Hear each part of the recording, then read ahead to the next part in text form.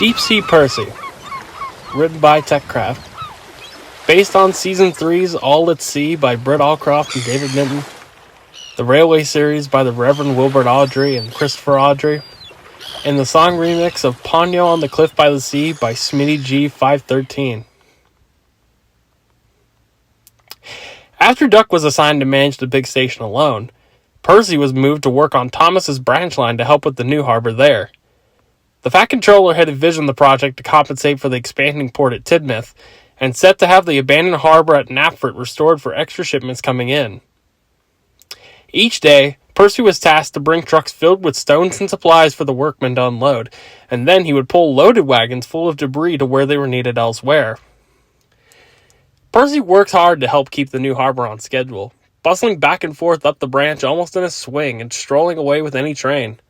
He enjoyed the long runs to the harbor, allowing him to stretch his wheels and see more of Soder's beauty beyond Tidmouth.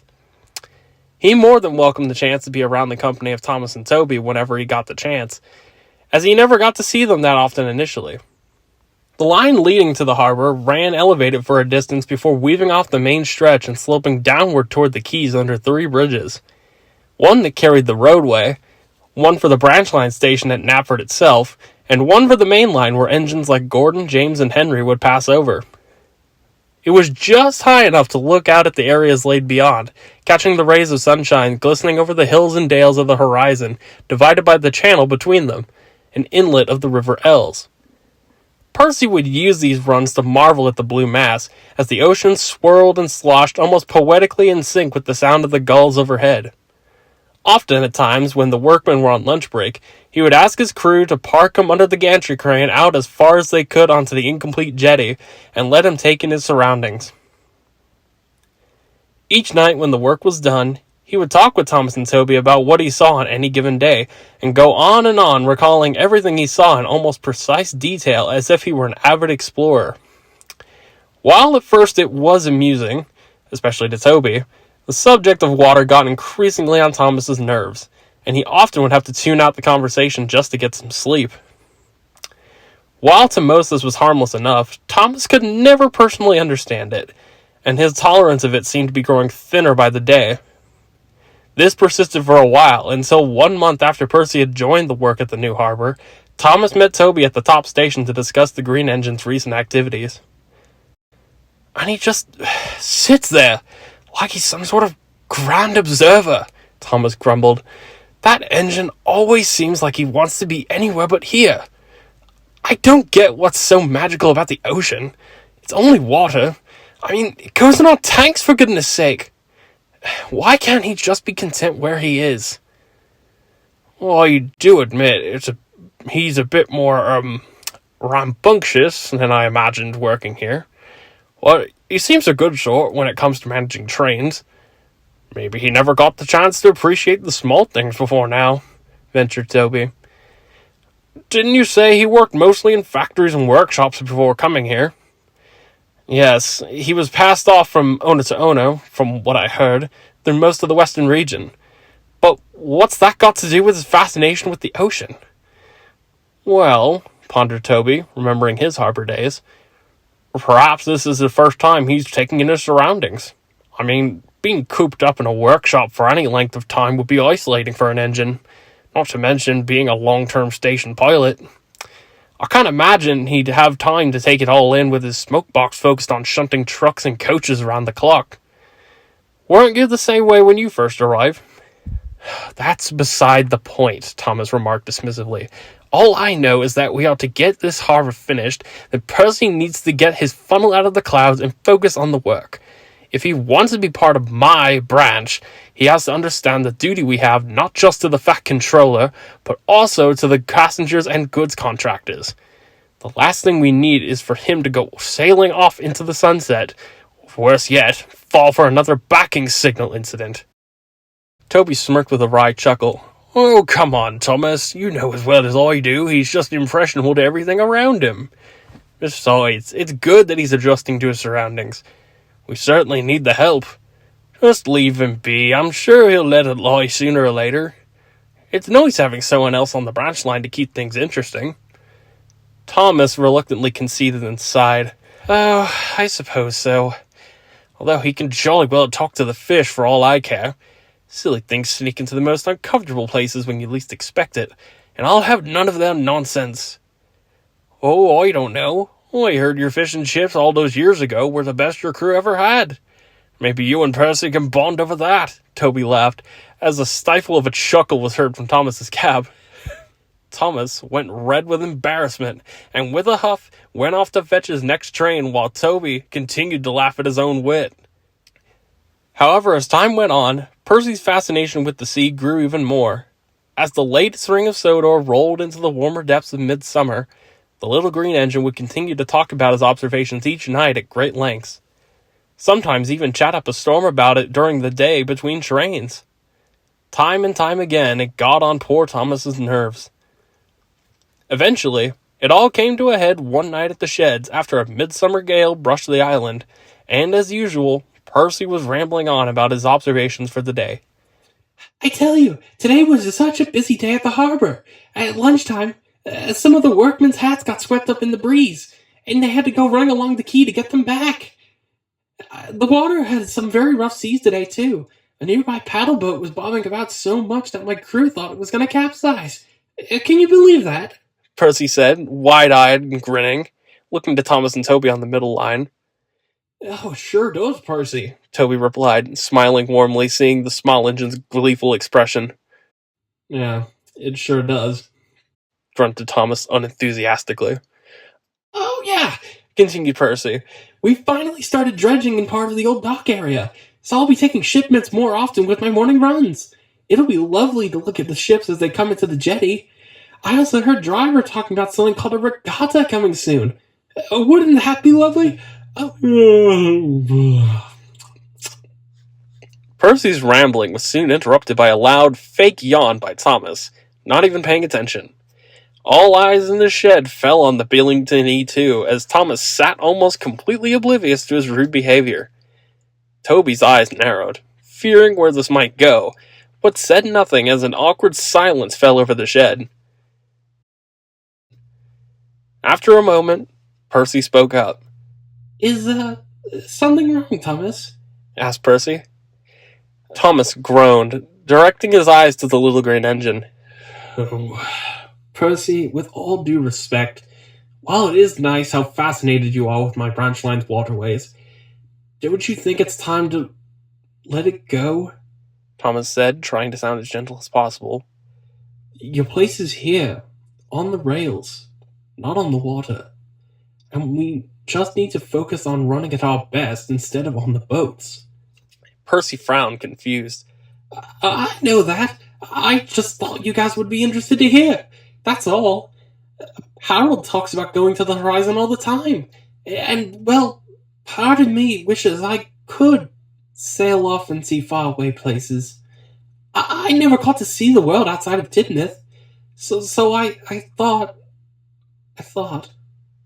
He trailed off, unsure how to explain it, his face going an embarrassing shade of red. Engines cannot float, Percy. I hate to say it, but your place is here on nice solid rails. While Harold can go everywhere, that doesn't mean you have to as well. Thomas put bluntly, his annoyance growing more. Thomas, don't, Toby said, fearing exactly where this conversation was going, as Percy cut in. But what's wrong with admiring our surroundings? Percy fired back, his hurt voice breaking with a combination of emotions. You said our line is the most beautiful in England. And when I openly admire it, you turn the cold buffer? I don't understand. Thomas suddenly lost patience.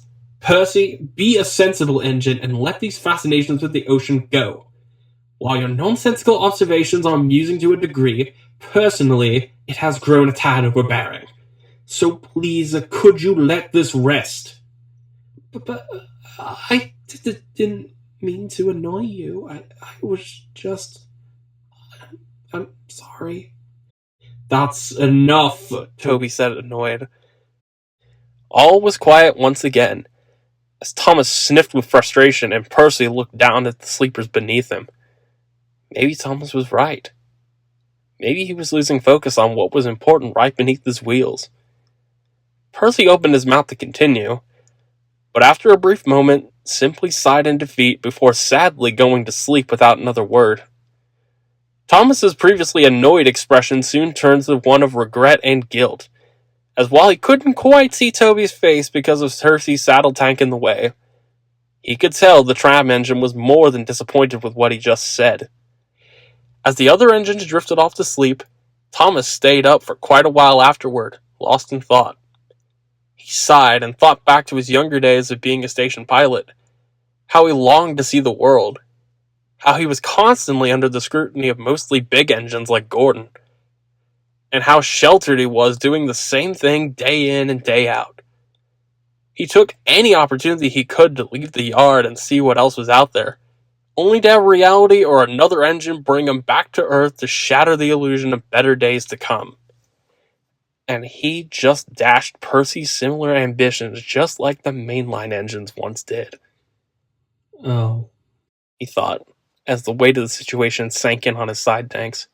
Percy's one piece of heaven, that being what lay beyond the harbor at Knapford, was smashed into pieces by Thomas's disillusionment. Thomas, whether intentionally or not, did exactly what the engines of Vickerstown did to him, to Percy.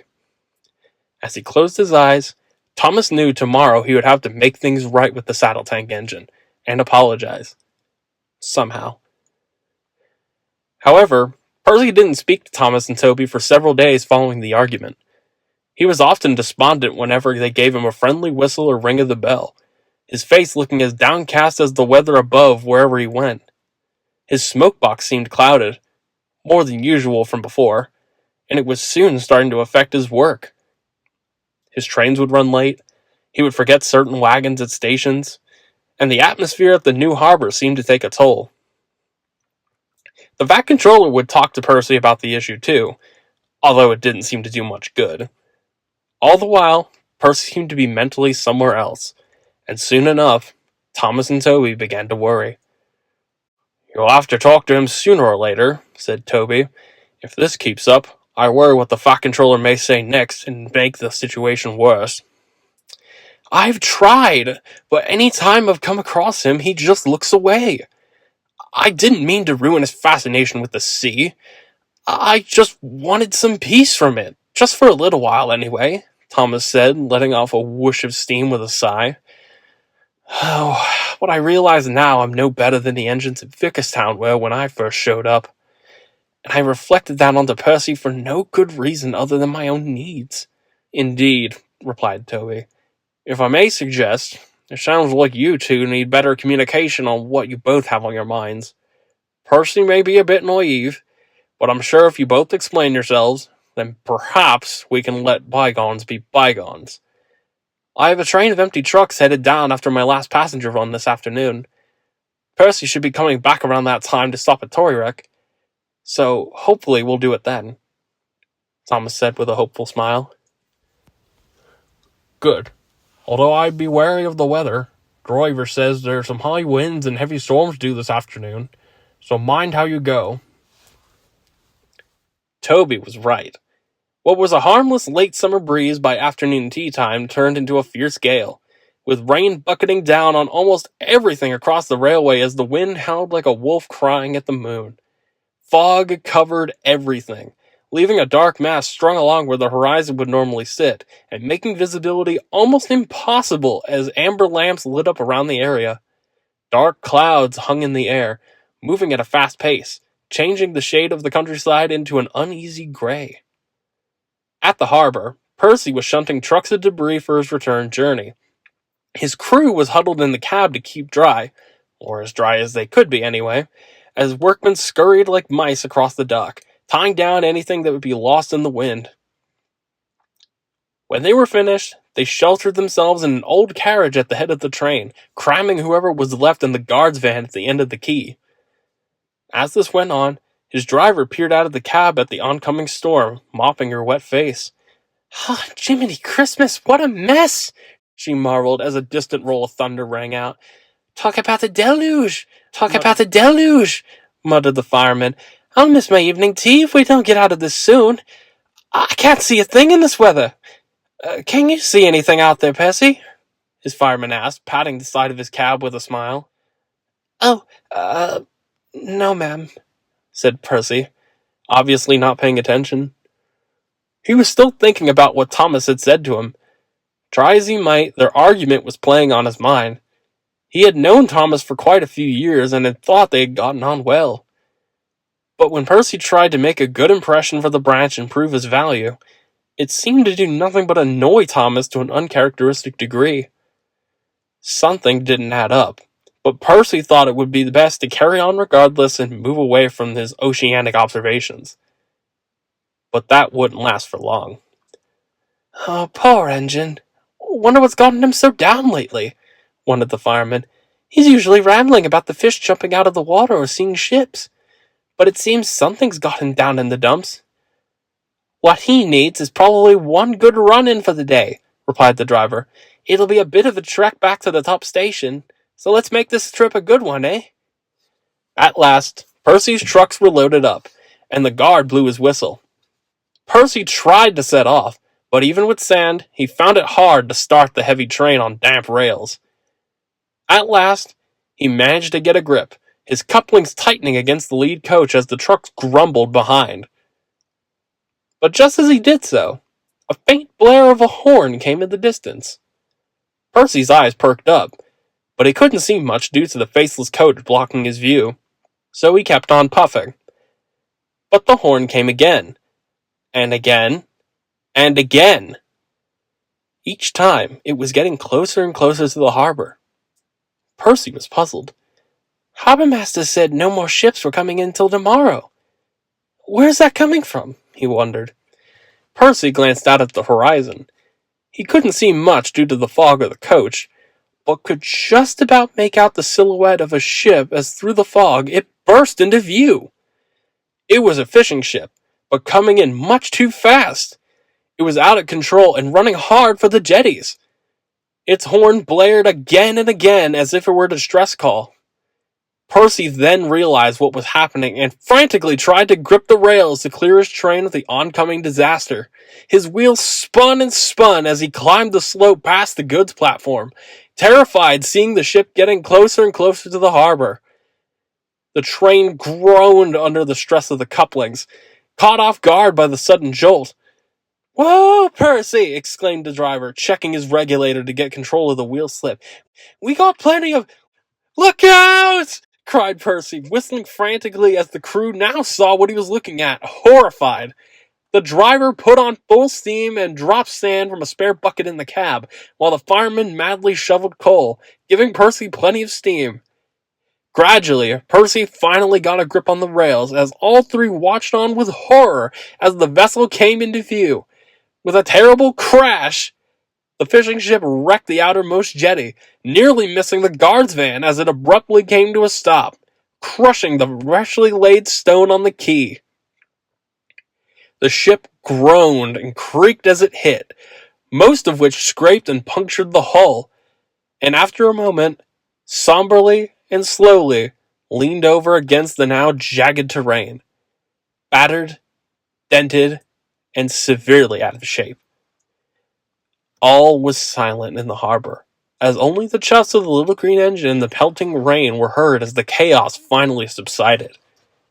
Percy's crew stopped him just underneath the mainline bridge, shocked at what transpired as they joined the workmen to observe the mess. A few moments later, the harbor master ran over with Percy's crew looking grim. Is everyone okay? Asked Percy. Oh, I'm afraid not. Several of the crew were injured quite badly. Something in the ship's engine failed and cut off communications inside due to the rough seas, propelling it out of control. It's a mercy it didn't do more damage. Is there anything we can do? I can't hire medevac them to the hospital, asked Percy. The harbour master shook his head. I'm afraid it's no good. Even if we could, this weather is not ideal for Howard to fly in. It's too unsafe. I already called ahead to Elsbridge Hospital, but there are floods along the road. You'll have to meet them at the station and make the transfer there. The signalmen already know you're coming. Me? Stammered Percy, almost frightened by the implication. Come on, Percy, you can do it, encouraged the driver. What's a little water to us, eh? What if I derail? Or I get stuck? I couldn't bear having injured those men any more than they are. We won't let that happen. Water is nothing to an engine with determination like yours, and with the best crew on the railway, too, remarked the fireman, patting Percy on the running board with a face of resolve. Percy then looked at the injured men being motioned over towards the train. Seeing their pained expressions as they limped over the rails and loose stone, he thought back to what Thomas had said before, about having a duty not only to the people along their line, but to the Fat Controller as well. He couldn't let them down. Not now. At last, with a whoosh of steam, Percy answered. All right. Let's get these people home. The crew of the ship were quickly boarded into the coach, as the workmen did what they could to treat their injuries with medical kits they brought from home. Preparations took time, as Percy's crew quickly sanded each of his driving wheels and refilled his sandboxes with whatever spare sand they could find, and went along the train, tightening the couplings between the trucks with the help of the guard. His head codes were also adjusted, with lamps on either side of his bunker, which would normally be used for express or emergency purposes. At last, everything was ready, as the guard blew his whistle and waved his green lamp. Come on! Come on! Chuffed Percy, trying to get a grip on the rails as the train slowly creaked forward again. Steady, boy! Steady! Called the driver, checking the wheel slip and laying on more sand, giving Percy plenty of steam. The line to the harbor slopes down a ways, and often makes trains coming into the port harder to stop or start again with heavy loads. With a train full of stone and debris from the dredging work and rebuilding the quay, and packed with passengers on board, this made it more than difficult for Percy to get moving. It would be more than a hefty climb to get to Elsbridge on time, and the crew knew Percy would need a bit of careful handling to make it there in one piece. Plumes of smoke and steam poured from his funnel into the damp air, sparks showering from the rails as his wheels failed to grip. At last, his wheels dug into the sand, catching a grip on the rails, and gradually rolled out into the harbor to the cheers of his crew and the men in the coach. At Torrewreck, Thomas sat impatiently in the passing loop. He had hoped to have made it down to the harbor to talk things out with Percy and try to make amends for the other night. But after a delay at the junction and another at the top station with a hotbox, he had had to make up for lost time. He had been stopped before going to the harbor, as Percy was still in possession of the token to the site, and he couldn't proceed. The station master had told his crew there had been a change of plan and that an emergency last-minute train from the harbor was scheduled through. Thomas grew concerned and eyed the signal intently. He was about to voice his worried thoughts when, in the distance, he heard Percy's whistle and sighed. Before he could whistle a hello back, he frowned, watching Percy come alarmingly closer and closer at an increasing speed. He's coming in rather fast. Something must be wrong, he thought to himself. With tail lamps swinging and steam bellowing from his cylinders, Percy's shrill whistle blasted through the blanket of mist and rain as he panted into sight. He was puffing hard, with each turn of his rods clanking loudly as each puff of smoke poured from his funnel. His crew adjusted his pace to exchange the token with the signalman, and with a rattle and a roar, he gathered speed past Thomas, leaving just as quickly as he arrived. Thomas and his crew were speechless at what they had just seen. Well, bust my boiler, said Thomas the tank engine. What do you make of that? He asked his crew, appalled. Search me, muttered the driver. But whatever that was, let's just hope everything is okay. Meanwhile, Percy was bucketing along the gradient at great speed, his train clattering smoothly behind him as they ventured up the line. Well done, boy! You're running brilliantly! Called Percy's driver as the fireman shoveled more coal in. Percy was getting tired now, as with every chuff, he felt like he could have given up then and there. His side rods were aching, but his wheels kept on turning again and again. They reached the floodplains and splashed through, which was already close to Percy's cab ladders, but he kept pushing on. With one final effort, Percy whistled loudly as the cavalcade rolled into Aylesbridge. With a release from his safety valve, Percy let off a sigh of relief and let off steam as they came to a stop at the platform. The injured men quickly thanked Percy once they got out of the train, and were quickly escorted by the medics to the waiting ambulances. Percy, out of breath and red in the face, quietly shunted his trucks to a nearby siding and was moved to the water column out of the way to have a long drink as his crew got out and cheered. Later that night, the storms had died down as Percy made it back to the sheds. After his adventurous exploit, he had finished the journey to the end of the line and dropped his trucks off for pickup the next morning. Thomas was already there waiting, smiling as he saw Percy clank tiredly back into his berth. "I hear some congratulations are in order," remarked Thomas excitedly. "Station master at Aylesbridge said you were quite the hero this afternoon with those fishermen. Well done." "Thank you, Thomas," yawned Percy tiredly with a smile as he stopped right next to him. Both friends looked at each other for a moment before Thomas cleared his throat gently. "I'm sorry about last week. It is very nice to have you here to help us, and I didn't mind you talking about the ocean that much. But, well, I guess I lost a little bit of myself after all these years, and I shouldn't have taken that out on you."